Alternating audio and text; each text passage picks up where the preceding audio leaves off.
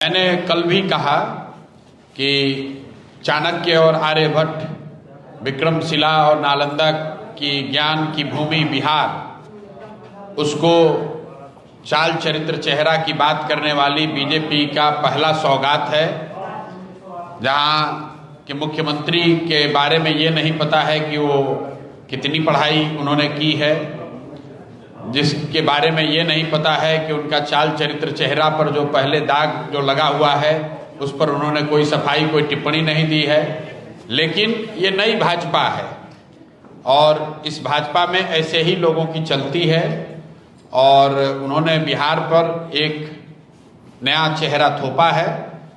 आज शायद शपथ ले रहे हैं, खुद ले लिया। तो मुझे जो जानकारी है, भाजपा के स्वयं लोग नहीं आए थे आज। पूरे राज्य, पूरे देश के भाजपा का शायद ही कोई बड़ा लीडर आज आया है। कोई भाजपा का मुख्यमंत्री, उप मुख्यमंत्री दूसरे राज्य से भी नहीं आया है। तो एक दिखाता है कि जैसे 202 का मैंडेट पिछले दरवाजे से लिया गया था, उसी तरीके से सम्राट चौधरी को भी पिछले दरवाजे से भाजपा वालों ने मुख्यमंत्री बनाया है, क्योंकि उनको मालूम है कि सम्राट चौधरी के नाम पर चुनाव नहीं हुआ है। चुनाव तो नीतीश कुमार के नाम पर हुआ और कहीं ना कहीं बिहार के लोगों के साथ धोखा हुआ। अगर नीतीश कुमार जी को 6 महीने के बाद हटाना ही था तो जनता को ये पहले बताना चाहिए था कि भाई नीतीश जी 6 महीने के बाद नहीं रहेंगे। तब तो आपने कहा 25 से 30 फिर से नीतीश, और वोट लेने के बाद आप किसी दूसरे व्यक्ति को बना रहे हैं। तो लोकतंत्र का तो तकाजा यही है कि उनको फिर से मैंडेट लेना चाहिए, लेकिन ये तो कभी होगा नहीं। खैर, वो शुरुआत कर रहे हैं। आने वाले समय में अब बिहार की जनता देखेगी कि वो कितना अच्छा काम करते हैं।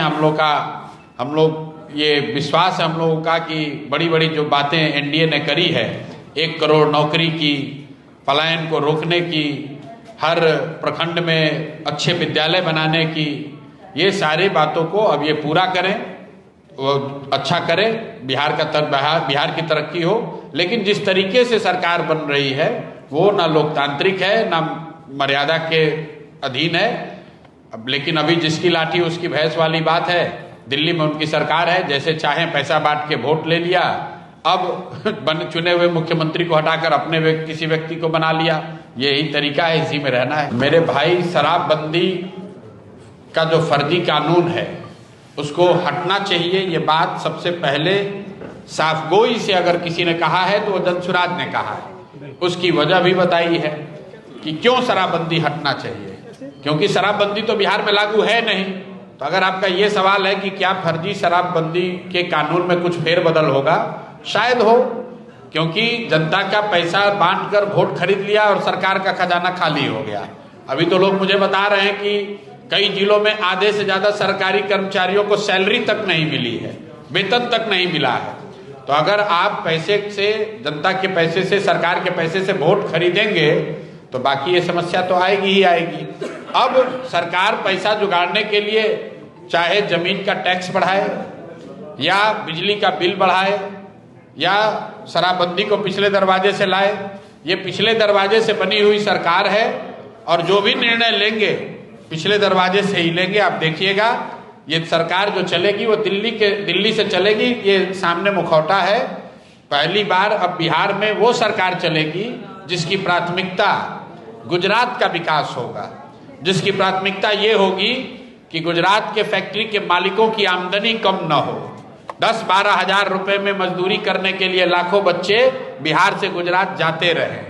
उसकी प्राथमिकता ये नहीं होगी कि बिहार में फैक्ट्री लगे। अगर लग जाए तो आप मुझे घेर कर हमसे सवाल पूछ लीजिएगा।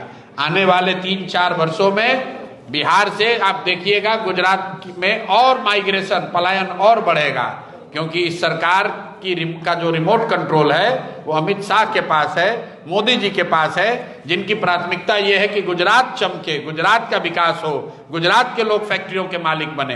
तो हमने जो गलती की है, जो बिहार के लोगों से गलती हुई है वोट देते समय, उसका परिणाम ये होगा कि 26 MP वाला राज्य गुजरात, वो लोग फैक्ट्री में मालिक बनकर रहेंगे और 40 MP वाला राज्य बिहार, यहाँ के लाखों बच्चे उन फैक्ट्रियों में मजदूरी करेंगे। ये हमारी और आपके बच्चों की नियति है, क्योंकि हम लोगों ने उसी के लिए वोट दिया है। शपथ ग्रहण में कुछ शब्द जो है सम्राट चौधरी पढ़ नहीं पाए। अब भाई ऐसा है, हम तो यहाँ बैठक में थे, हमने देखा नहीं कि शपथ ग्रहण में क्या हुआ, लेकिन सम्राट चौधरी जी अब मुख्यमंत्री बन गए हैं तो कम से कम अब उनको ये बता देना चाहिए कि वो 10वां पास किए हैं कि नहीं किए हैं, और किए हैं तो किस साल किए हैं। कम से कम अब तो बता दो भाई, अब तो आप राज्य के मुखिया बन गए तो ये तो बता दो भाई 10वां क्लास किस समय पास किए, और नहीं किए तो कोई बात नहीं, बता दीजिए कि नहीं किए हैं, गलती हो गई।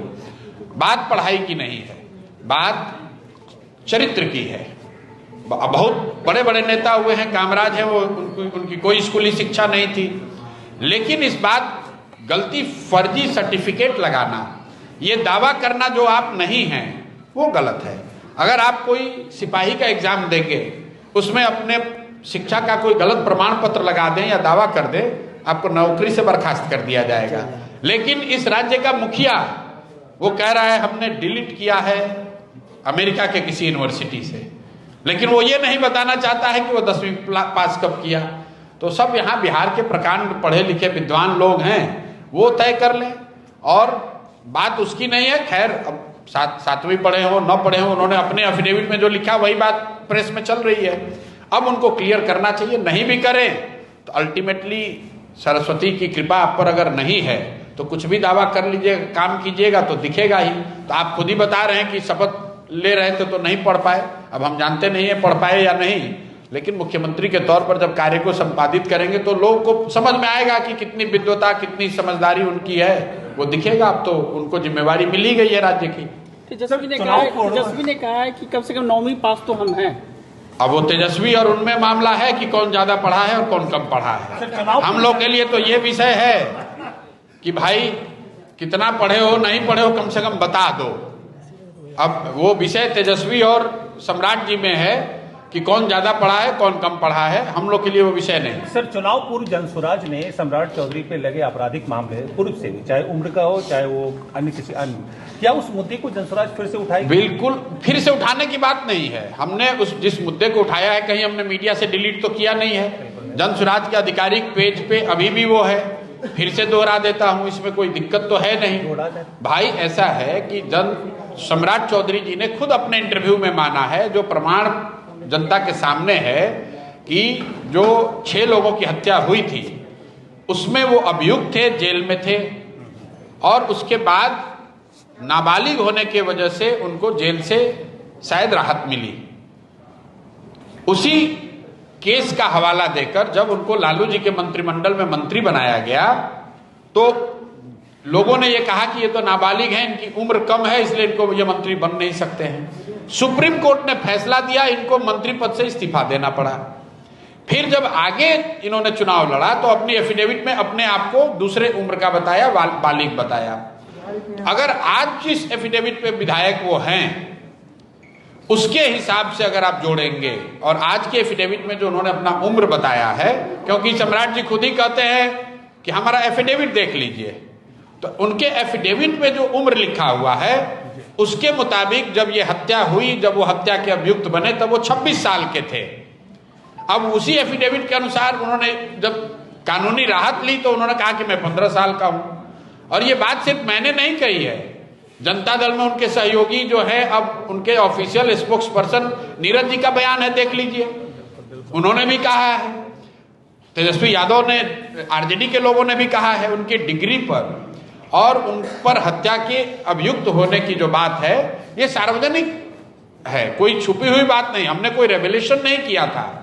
लेकिन इसके बावजूद भाजपा के जो लोग हैं, जो भाजपा का शीर्ष नेतृत्व है, अगर पूरे भाजपा में, जदयू में, पूरे बिहार में उनको सबसे काबिल, सबसे बेहतर चाल चरित्र चेहरा के यही व्यक्ति मिले हैं, तो सम्राट चौधरी से ज्यादा कहीं ना कहीं ये मोदी जी और अमित शाह जी के चाल चरित्र चेहरा को दिखाता है।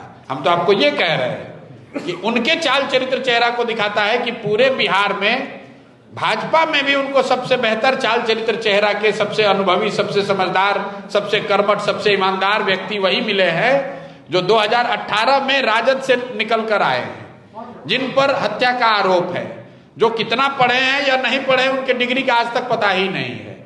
और इसी बात को अगर भाजपा बेहतर मानती है तो ये भाजपा को जो लोग वोट देते हैं, जो भाजपा के झंडे के तहत राजनीति करते हैं, जो भाजपा के नाम पर वोट दिलवाते हैं और जो मोदी भक्त बनकर पूरे बिहार में, देश में हल्ला मचा रहे हैं, जवाब उनको देना चाहिए कि ये आपके मोदी जी की चॉइस है, ये मोदी जी की पसंद है। बिहार को सुधारने के लिए मोदी जी ने कितना बढ़िया चेहरा चुना है, ये भाजपा के लोगों को देखने और समझने की जरूरत है। हम लोग तो पहले भी विरोध में थे, आज भी विरोध में।